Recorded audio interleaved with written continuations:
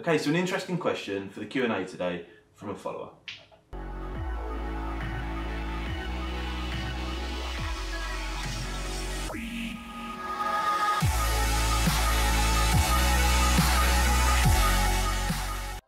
Chris from Twitter asks, do you have a set number of horses in a race you will only trade at? Thanks for your help. Firstly, some people might be wondering why that's actually a smart question.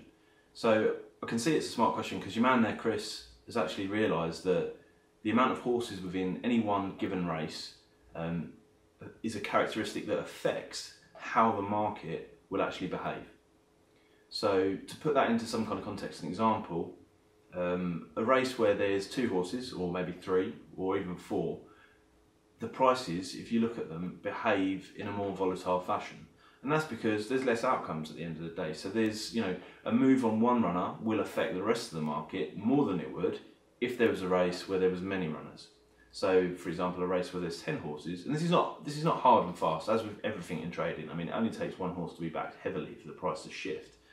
However, when there's less runners, the others are affected more. So if you look outside of racing at something like tennis, where there's only two possible outcomes, they directly affect each other no matter what. They have to, because the overround is spread across them runners throughout the book, or outcomes of tennis, whatever, and they have to add up to the to 100% or thereabouts.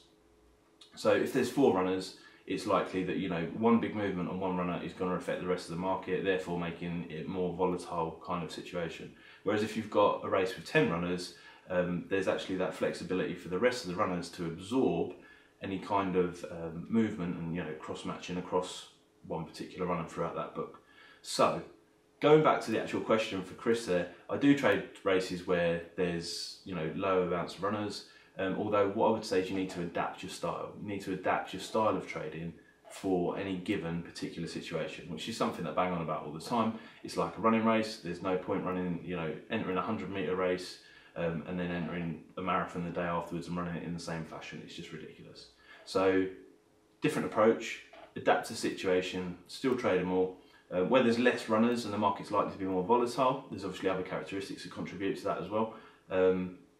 I'll take less trades probably. I'll look for maybe 1 or 2 good moves more than anything, versus a situation that's going to be quite solid with lots of runners, higher turnover. Whereas I will actually enter the market more on more occasions, although there'll be very smaller trades and smaller moves.